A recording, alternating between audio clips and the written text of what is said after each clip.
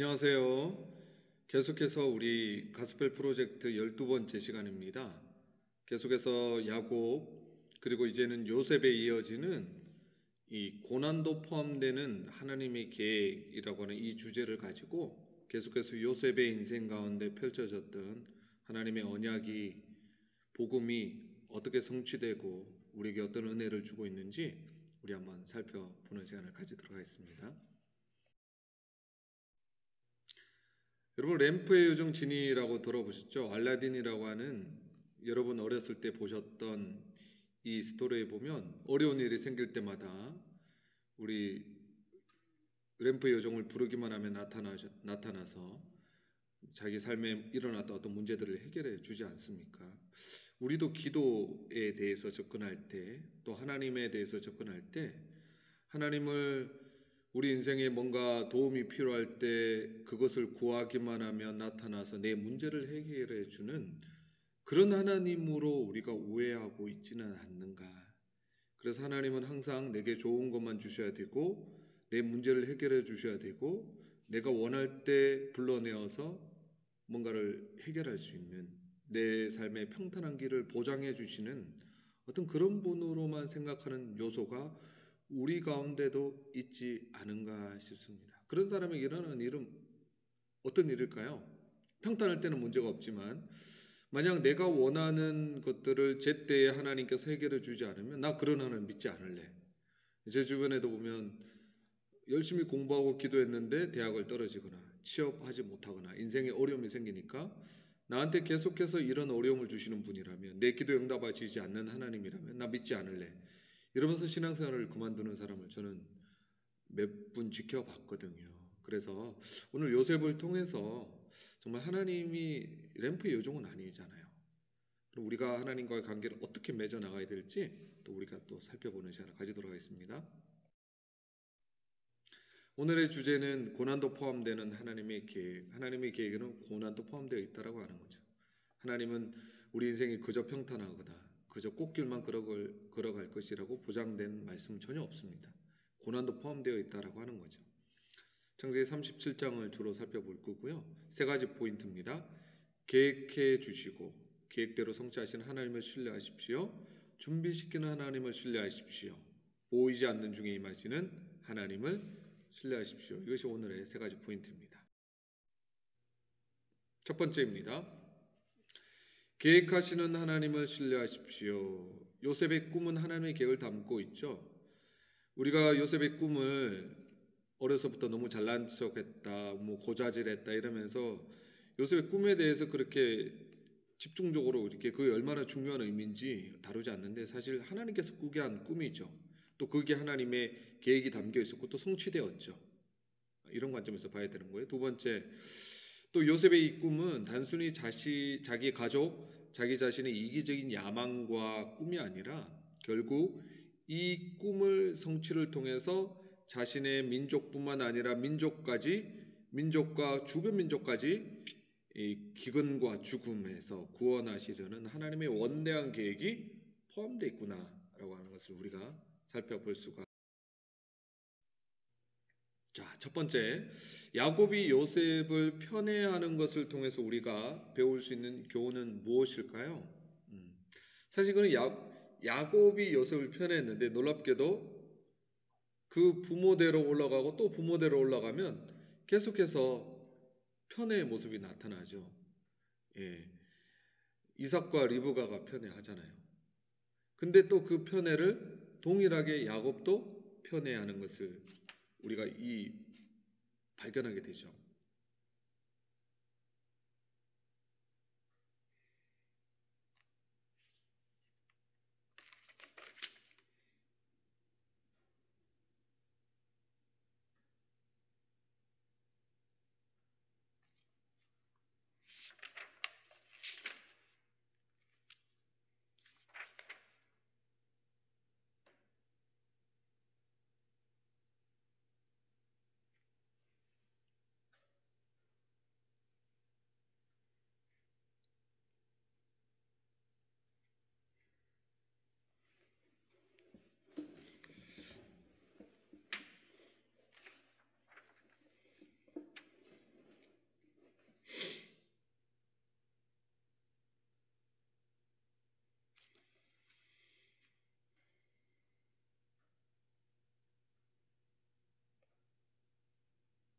먼저 우리가 질문해 볼 수 있는 것은 야곱이 왜 요셉을 편애했을까라고 하는 것입니다. 당연히 자기가 사랑하는 라헬을 통해서 낳은 아들이기 때문에 편애했다고 볼 수 있겠지만 아마도 야곱은 이삭과 또 아브라함을 통해서 자기가 낳은 자식들을 통해서 하나님께서 복을 주실 것이다라고 하는 이 언약의 말씀을 기억하고 있었을 것입니다. 그래서 야곱은 그 팥죽 한 그릇으로 장자의 명분을 선택할 정도로 그 언약에 대한 믿음과 기대감이 있었던 거죠. 그래서 아마 자기가 사랑하는 라헬을 통해서 낳은 아들을 통해서 언약의 자손이 성취될 것이다 라고 하는 이런 기대감이 있지 않았을까 싶습니다. 그러나 그럼에도 불구하고 하나님께서 약속하신 것은 하나님의 때에 하나님께서 친히 이루실 것이다 라고 하는 그런 하나님을 전적으로 신뢰하는 모습이 아니라 인간적인 편애와 자기의 어떠함을 통해서 이루려고 한, 사실은 이것을 통해서 또 형제간에 또 이런 아픔이 일어나게 되는 거죠. 이 아브라함처럼 또 야곱과 리브가처럼 이 편애하는 걸 통해서 결국은 물론 그럼에도 불구하고 하나님의 약속은 이루어지지만 그것 때문에 치러야 될 대가가 있었다라고 하는 거죠. 하나님의 약속을 신뢰하지 못하는 것, 그 때문에 치러야 할 대가가 있다는 것을 보여주는 거죠. 두 번째는 요셉이 형들에게, 부모님에게 자기가 꾼 꿈에 대해서 이야기하지 않습니까? 이것을 우리가 주일학교 때나 어렸을 때부터 아직 성숙하지 못했다 인격적으로, 그리고 너무 잘난 체하고 분위기 파악 못하고 뭐 이렇게 도덕적이고 윤리적이고 성품적 관점에서 볼 수도 있겠지만 성경은 도덕이 아니라 윤리가 아니라 언약적 관점에서 봐야 되거든요. 하나님께서 요셉에게 꿈 이야기를 부모에게, 형제들에게 하게 하셨고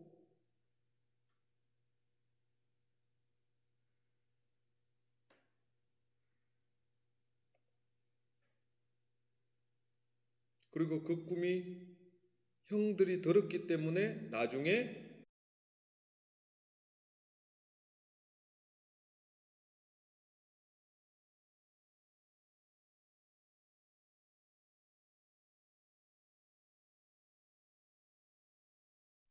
두 번째입니다. 준비시키는 하나님을 신뢰하십시오. 하나님께서는 우리에게 꿈을 주시고 언약을 맺어 주실 뿐만 아니라 그 약속을 친히 이루시기 위해서 하나님께서는 준비시켜 가시는 거죠. 우리 야곱을 이스라엘의 그 언약의 담지자가 되기 위해서 그의 성품과 그의 삶을 고난이란 풍파를 통해 다듬어 가셨던 것처럼 하나님께서는 그리스도의 형상을 본받게 하려고 때로는 우리에게 위험과 괴로움, 결핍 가운데 두실 때가 있다는 거죠. 요셉이 대표적인 인물이죠. 두 번째, 요셉이 형들로부터 당한 거절과 배신은 결국에는 그 당시에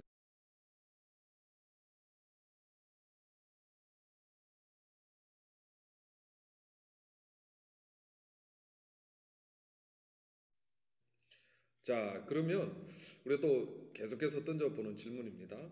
하나님께서 사랑하셔서 약속을 주시고 언약을 맺어 주신 하나님 당신의 택한 자녀들의 인생 가운데 결핍과 위험과 괴로움을 겪게 하시는 이유가 무엇일까요? 우리가 생각하면 사랑하는 자식이라면, 사랑하는 자녀라면 좋은 것만 주셔야 될 것 같은데 때로는 우리가 원치 않는 고난을 겪게 하실 때 우리가 어떻게 반응해야 할까요?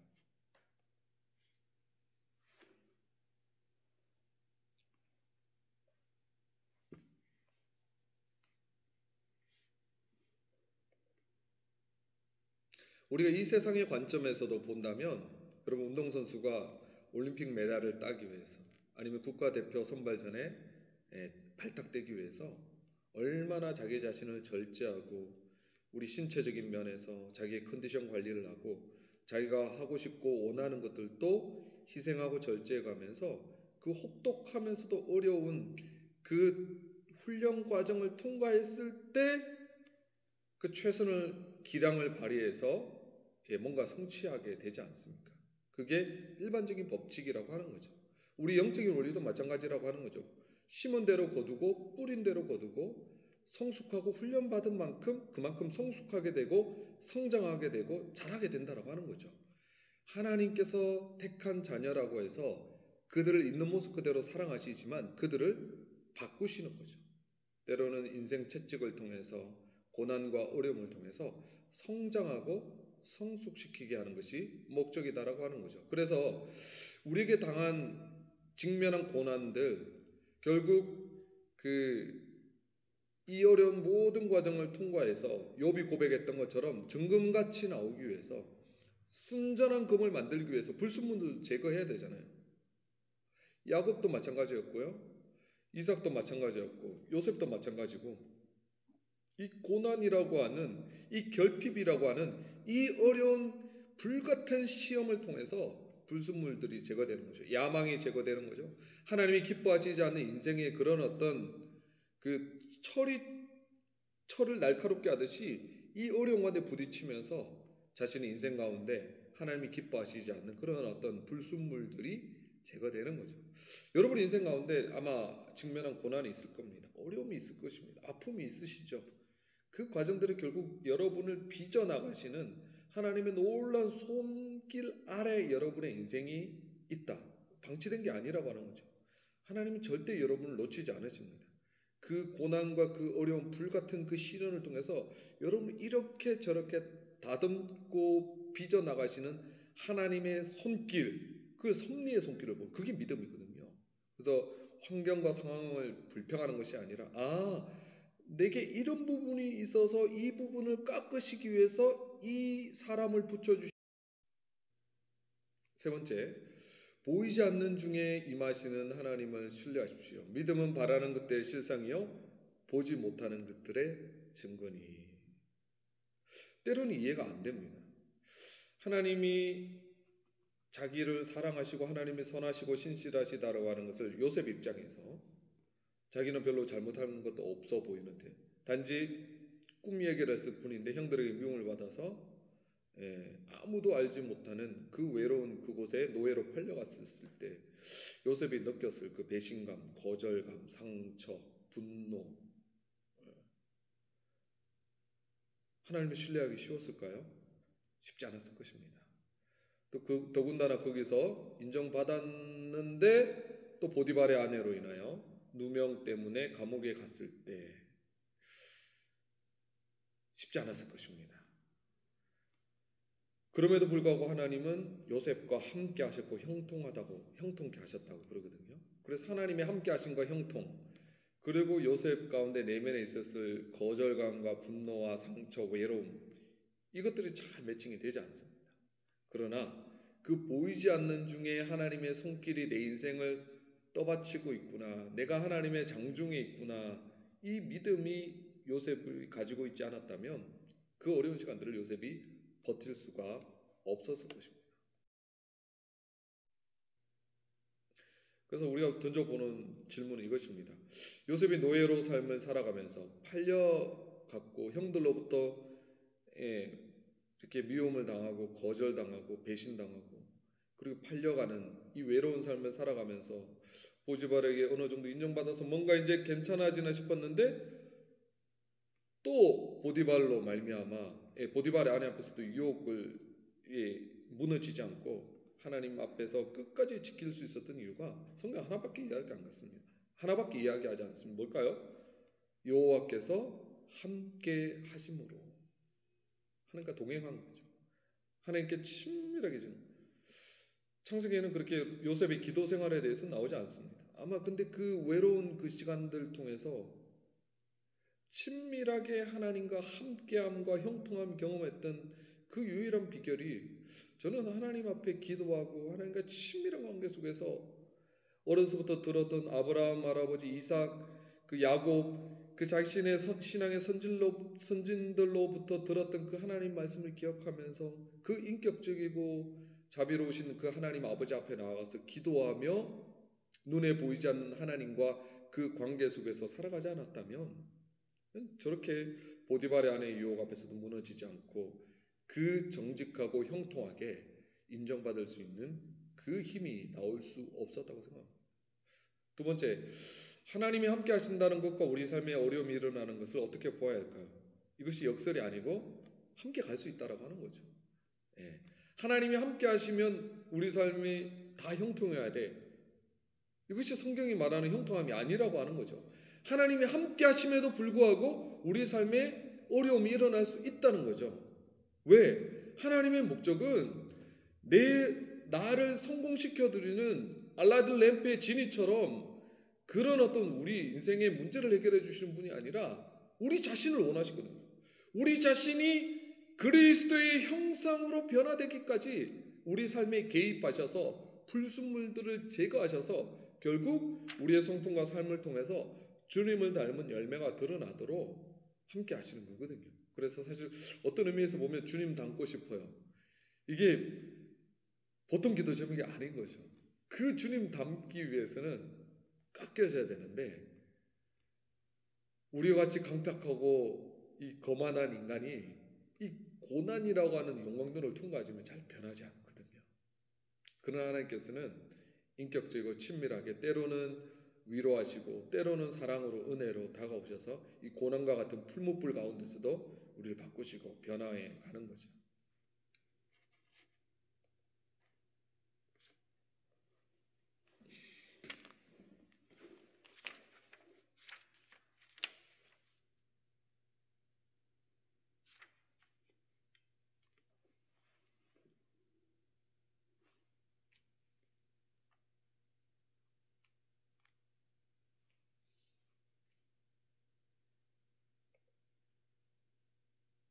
그래서 우리가 이런 요셉의 삶을 통해서 우리가 볼 수 있는 것은 요셉은 아브라함, 이삭, 야곱, 요셉 이 족장들 중에 가장 예수 그리스도의 삶을 잘 예표한다고 볼 수 있습니다.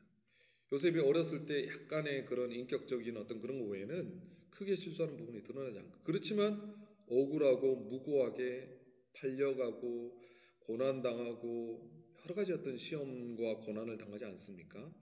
그래서 예수님을 닮은 예수님의 그림자로 예수님을 보여주는 예표하는 인물이 바로 요셉이다라고 하는 거죠. 그래서 요셉을 통해서 결국 하나님의 놀랍고 원대한 이스라엘 민족을 인큐베이터, 애굽에서 인큐베이터처럼 삼아서 보호해서 성장시켜서 나중에는 이 가나안 땅으로 그리고 이스라엘이라고 하는 한 나라와 국가와 민족을 이루고 그 민족을 통해서 온 열방들을 주님 앞에 돌아오게 만드는 이 원대한 하나님의 구속 계획을 이루는 그 한 과정, 한 단계 한 단계를 요셉이 감당하게 되는 거죠. 그래서 여러분, 우리 인생이 나중에 어떻게 평가받을까요? 내가 하나님의 그 구속 계획과 그 경륜 가운데 내가 얼마나 쓰임 받았는가? 이것이 가장 중요한 가치가 아니겠습니까? 내가 지금 고생할 수 있고 억울할 수 있고 힘들 수도 있지만 만약 하나님께서 나의 그 소망이 없는 나같이 작은 인생을 통해서도 하나님의 원대한 구속 계획을 이루어 가신다면 그건 너무 감사한 거죠. 우리 인생의 가치는 그 하나님께 얼마나 쓰임 받는 인생이 되느냐 그 가치로 그래서 이번 과를 통해서 배운 하나님의 말씀은 이것입니다. 전지하신 하나님. 인간의 지식은 유한하지만 하나님은 모든 것을 알고 계시며 그분의 결정은 언제나 지혜롭고 선하십니다. 그리고 이것을 믿음으로 고백하시는 은혜가 있기를 바랍니다. 하나님은 알고 계십니다. 하나님의 결정은 언제나 지혜롭고 선하십니다. 빌리그램이 이렇게 말했습니다. 하나님의 뜻을 따라가며 어디로 가든 하나님의 은혜가 우리를 붙들어 줍니다. 그래서 여러분 하나님의 뜻을 물어보시고요. 하나님의 뜻을 듣고 그대로 순종하시면 그 인생 축복된 인생이 되는 거죠. 하나님의 뜻을 물어보시고 그 말씀하시는 그 말씀에 순종하고 따라가며 그 삶을 살아간다면 하나님의 은혜가 언제라도 요셉이 하나님의 뜻 가운데 딱 붙어 있으니까 애굽을 가든 팔려가든 감옥에 있건 어디 가나 하나님이 형통하심에 따라가잖아요. 함께 하심이. 그래서 우리가 하나님의 뜻 가운데 있느냐 이것이 중요한 것입니다. 우리는 역경이 무의미하지 않다는 것을 알기 때문에 고통 중에도 소망을 가질 수 있습니다. 우리는 혼자가 아닙니다. 하나님 우리 함께 하시죠. 모든 것이 새롭게 될 재창조될 그날, 주님이 오실 그날 다가오고 있음을 알아야 합니다. 여러분, 역경이 무의미하지 않습니다. 하나님이 여러분을 통해서 뭔가를 하고 계시기 때문이죠. 네 가지 질문입니다. 요셉이 가족의 자신의 꿈을 이야기한 것이 정당했다고 생각합니까? 오만했다고 생각합니까? 제가 말씀드렸죠. 지금 내가 직면한 고난들이 미래의 도전과 축복을 잘 감당할 수 있도록 나를 준비시키고 있습니까? 믿음이죠. 하나님이 나와 동행하시지 않는다고 느낀 적은 언제입니까? 반대로 하나님의 임재를 분명히 느낀 적은 언제입니까? 우리 경험을 나눠보시기 바랍니다. 고난 가운데 있는 지체를 위해서 우리가 어떤 역할을 할 수 있을까요? 이 네 가지를 우리 함께 나눠보셨으면 좋겠습니다. 네, 오늘 강의 여기서 마치도록 하겠습니다.